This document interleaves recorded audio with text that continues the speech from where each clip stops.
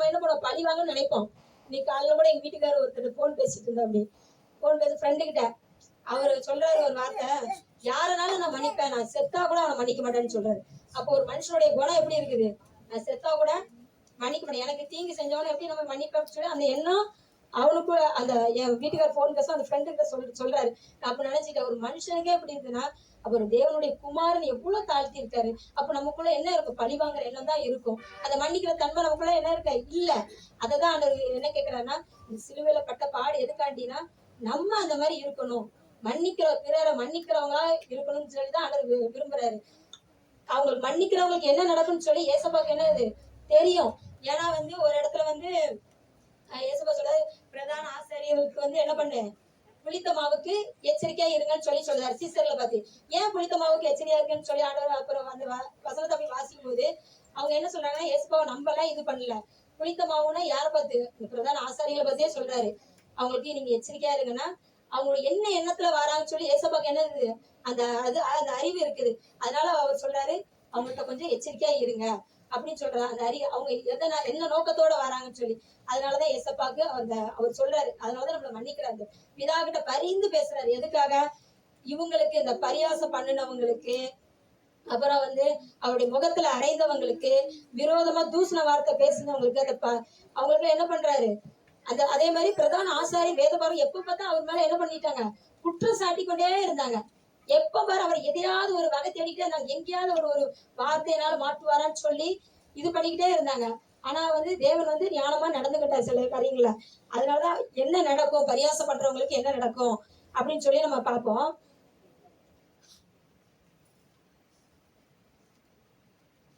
லூக்கா எழுதின சுவிசேஷம் 23ஆம் அதிகாரம் 25ஆம் வசனம். கலகத்தின் நிமித்தமும் கொலை பாதகத்தின் நிமித்தமும் காவலில் போடப்பட்டிருந்தவனை அவர்கள் கேட்டுக்கொண்டபடியே விடுதலையாக்கி இயேசுவையோ அவர்கள் இஷ்டத்துக்கு ஒப்பு கொடுத்தான். இதனை பிலாத்தையும் வைக்க, அந்த லிஸ்ட்ல இவர்கள் லிஸ்ட்ல யார் வைக்கிறேன், பிலாத்தையும் வைக்கிறேன். பிலாத்து என்ன அவர் நினைச்சிருந்தா என்ன பண்ணிருக்கலாம், விடுவிச்சிருக்கலாம். ஆனா விடுவிச்சாரா, அவர் கையில இருந்துச்சு, நீதி இருந்துச்சு. இவர் நிஜமாவே பாவம் செய்யலன்னு சொல்லி யாருக்கு தெரியும், பிலாத்துக்கு தெரியுது. அவர் பார்க்கணும் ஆசையா இருக்காரு, எல்லாமே பண்றாரு. ஆனா நினைச்சிருந்தா விடுவிச்சிருக்கலாம். ஆனா அதுல தேவ சித்த நிறைவேறனாலதான் எல்லாமே நடக்குது. ஆனாலும் அவர் என்ன பண்ணாரு, அநியாயமா என்ன பண்ணிட்டாரு, ஒப்பு கொடுத்துட்டாரு. அநியாயமா ஒப்பு கொடுத்ததுனால இப்படி நமக்கு எத்தனை பேரும் அநியாயம் செஞ்சிருப்பாங்க.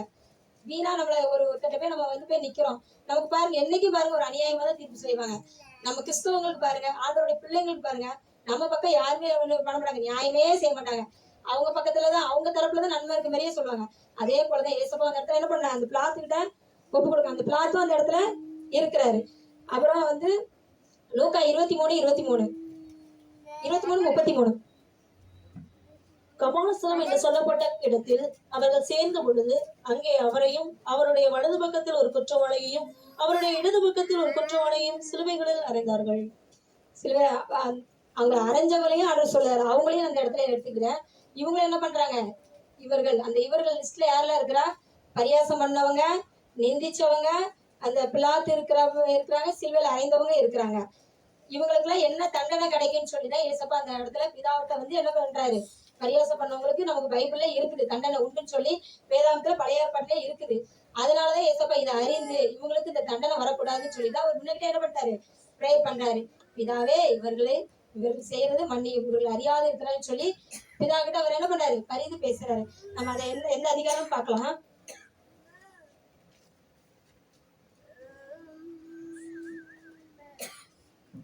நீதிமொழிகள் 19ஆம் அதிகாரம் 25-29.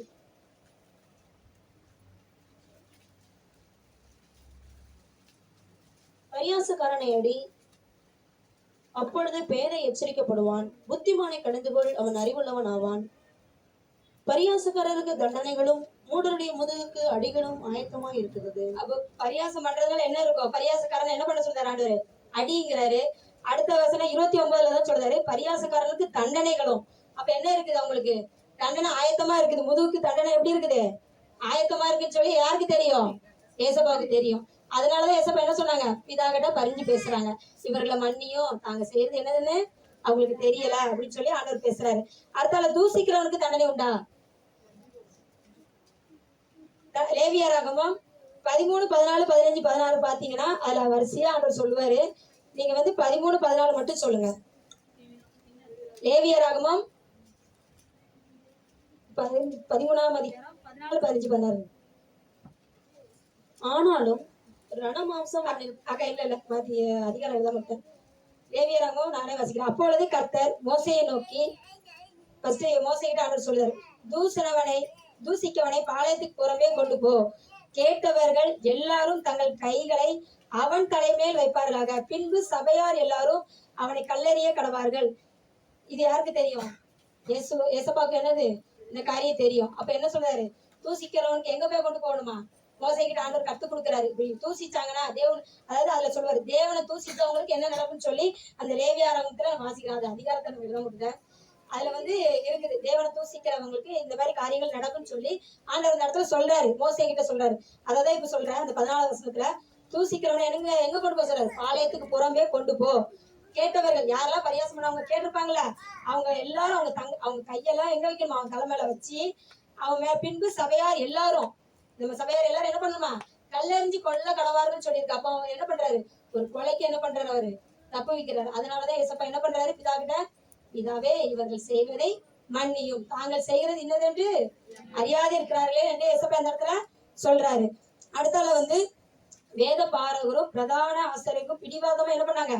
குற்றச்சாட்டிக்கிட்டே இருந்தாங்க. குற்றச்சாட்டினாங்க இல்லையா? எப்ப பாரு ஏசப்பாவை எதையாவது ஒரு விதத்துல அவரை குற்றம் கண்டுபிடிக்கிறதுக்கே அலைஞ்சாங்க. அந்த வரி பணத்திலையும் பாக்குறதுக்கு எப்படியாவது ஒரு குற்றம் கண்டுபிடிச்சிடலாம். அந்த வரி பணத்துக்கு வந்து ராயன் குலத்தை வந்து வச்சுக்கணும்னு சொல்லி ஏசப்பா சொல்றான்னு சொல்லி இந்த பரிசேயர்களும் சொல்றாங்க. அப்ப ஆண்டவன் சொல்றாரு, ராயன் குலத்தை ராயனுக்கு கொடுங்க, தேவன் குலத்தை தேவனுக்கு கொடுங்கன்னா ஏசப்பா சொல்றாரு. ஆனா எப்படியாவது வகை தேடி அவரை குற்றம் கண்டுபிடிக்க இந்த பரிசேயருடைய எண்ணம், இந்த சதுசேயர் இவங்கெல்லாம் யாரு? பரிசேயர்னா வந்து இந்த வேதத்தை ஆராய்ந்து அறிந்தவர்கள். அவங்க வேதத்தை, அதாவது மோசையின் நியாய பிரமாணத்தை கற்று கரைச்சு குடிச்சவங்க தான் என்ன பண்ணிட்டாங்க? இவரை மேசியாங்கிற நம்பாதனால இவரை குற்றம் சாட்டி எப்படியாவது இவரை என்ன பண்ணிடணும்? சிலுவைக்கு அறையப்பட்டு எப்படியாவது தண்டனை வாங்கி கொடுக்கணும் எண்ணத்திலே சுத்திக்கிட்டே இருக்கிறாங்க.